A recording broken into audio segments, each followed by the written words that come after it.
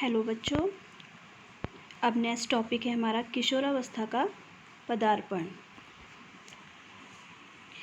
यह सत्य है कि किशोरावस्था अनेक प्रकार के परिवर्तनों की अवस्था होती है। इस अवस्था में शारीरिक एवं मानसिक विकास के क्षेत्र में तीव्र एवं क्रांतिकारी परिवर्तन होते हैं। यानी हमारी ये अवस्थाएं होती हैं, बहुत सारी अवस्थाएं होती हैं, और जो किशोरावस्था होती है वो बाल्यावस्था के बाद की अवस्था होती है। संवेगात्मक विकास की प्रक्रिया में भी अत्यधिक उथल पुथल होती है। अब प्रश्न उठता है कि किशोरावस्था में होने वाले परिवर्तन कैसे घटित होते हैं। इस विषय में दो प्रकार के स्पष्टीकरण या सिद्धांत प्रस्तुत किए गए हैं। यानी किशोरावस्था में किस प्रकार से परिवर्तन यानी चेंजेस आते हैं, उस चीज़ को हम पढ़ेंगे। उन्होंने उसके लिए दो सिद्धांत दिए हैं। पहला है क्रमशः विकास का सिद्धांत और दूसरा है त्वरित विकास का सिद्धांत। तो जो पहला वाला विकास है, सबसे पहले हम उसके बारे में जानते हैं। नंबर 1 है क्रमशः विकास का सिद्धांत। इस सिद्धांत को प्रतिपादित करने का श्रेय मुख्य रूप से थॉर्नडाइक तथा किंग का है। किंग ने इन सिद्धांत को स्पष्ट करते हुए लिखा है कि जैसे एक ऋतु जाने के पश्चात दूसरी ऋतु आती है, लेकिन पहली ऋतु के जाने में ही दूसरी ऋतु आने के लक्षण लक्षित होने लगते हैं, वैसे ही बालक के विकास की अवस्थाएं एक दूसरे से परस्पर संबंधित होती हैं। इसको मैं आपको एक एग्जाम्पल के थ्रू समझाती हूँ कि जैसे इस टाइम बरसात चल रही है और बरसात में ही हमें जैसे सर्दी का मौसम आने लगता है या आने वाला होता है, उससे पहले ही हमें बरसात के मौसम में ही थोड़ी थोड़ी ठंड लगने लग जाती है, जिससे हमें पता चलता है कि अब सर्दी का मौसम आने वाला है। इसी प्रकार से अवस्थाओं में भी होता है कि जैसे ही बाल्यावस्था में ही किशोरावस्था के लक्षण दिखाई देने लग जाते हैं, ठीक है। और किशोरावस्था में आते आते वो पूर्ण रूप से किशोर हो जाते हैं। इसीलिए हमने इससे पहले दो अवस्थाएं पढ़ी थी, एक थी पूर्व किशोरावस्था और दूसरी थी उत्तर किशोरावस्था। पूर्व किशोरावस्था यानी उसमें किशोरावस्था के लक्षण पूरे नहीं आते हैं, ठीक है। और जो उत्तर किशोरावस्था है उसमें बालक में या बालिका में किशोरावस्था के पूरे लक्षण दिखाई देने लगते हैं। तो इसी प्रकार से जो पहला वाला सिद्धांत है उसमें थॉर्नडाइक और किंग का कहना यह है कि एक अवस्था के आने पर या जब एक अवस्था ख़त्म होती है तो दूसरी अवस्था में उसके लक्षण दिखाई देने लग जाते हैं। जो दूसरा सिद्धांत है वह है त्वरित विकास के सिद्धांत के अनुसार विकास की प्रक्रिया में एक स्तर पर आकर बालक में एकाएक ही किशोरावस्था की विशेषताएं आ जाती हैं। इस सिद्धांत को मुख्य रूप से बाल विशेषज्ञ हॉल ने प्रतिपादित किया है। इस सिद्धांत में स्पष्ट किया गया है कि किशोरावस्था में बालक में जो शारीरिक तथा मानसिक क्रांतिकारी परिवर्तन होते हैं तथा जो नवीन विशेषताएं आती हैं वे बिल्कुल नई होती हैं। इन विशेषताओं का किसी अन्य अवस्था से कोई संबंध नहीं होता है।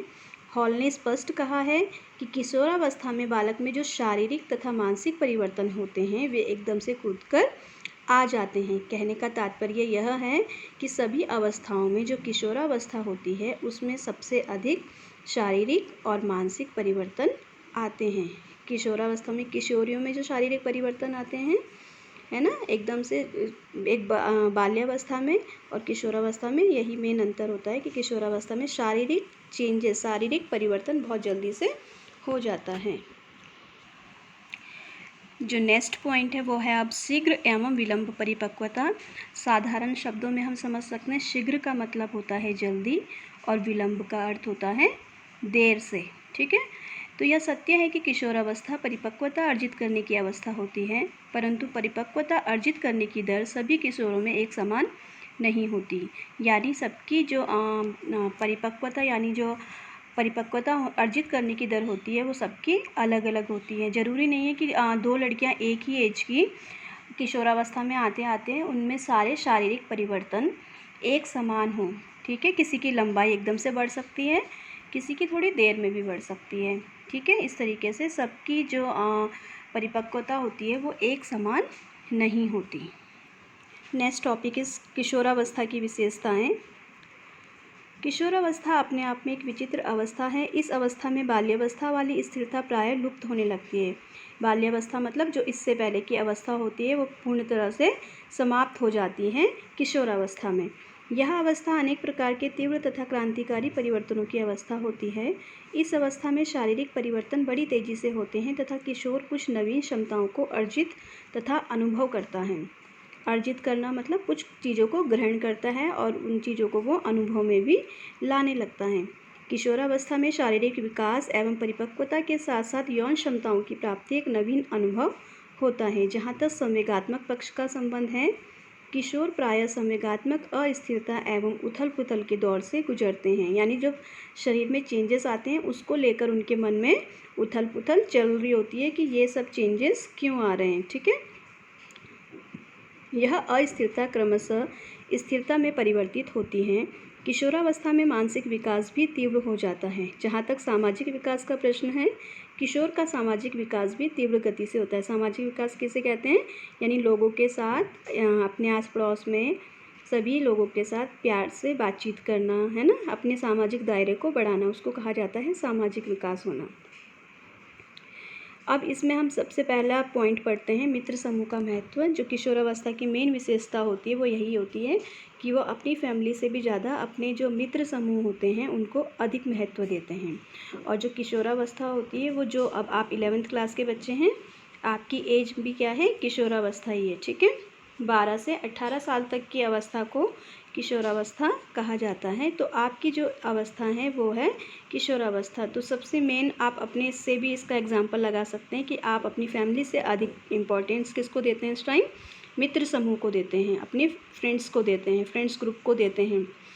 किशोरावस्था में मित्र समूह का विशेष महत्व होता है। यह सत्य है कि किशोरावस्था में अनेक प्रकार के तनाव एवं समस्याएं प्रबल होती हैं। संवेगात्मक उथल पुथल भी अधिक होती है। इसके साथ ही साथ यह भी सत्य है कि किशोरावस्था में माता पिता तथा परिवार के अन्य सदस्य से कुछ दूरी के एवं औपचारिक संबंध हो जाते हैं। वो सब क्यों होता है? शरीर में जो भी चेंजेस आते हैं या हमें जब भी किसी चीज़ की परेशानी होती है तो हम अपनी फैमिली से पहले अपने मित्रों को बताना या अपने मित्रों के साथ उन बातों को शेयर करना ज़्यादा इम्पॉर्टेंट देते हैं कि हम अपने फ्रेंड्स के साथ उन चीज़ों को शेयर करें। ठीक है, ऐसे में किशोरों के लिए मित्र समूह का विशेष महत्व हो जाता है। किशोरावस्था में सामान्य रूप से सहपाठी तथा खेल समूह के साथी मित्रों की श्रेणी में आते हैं।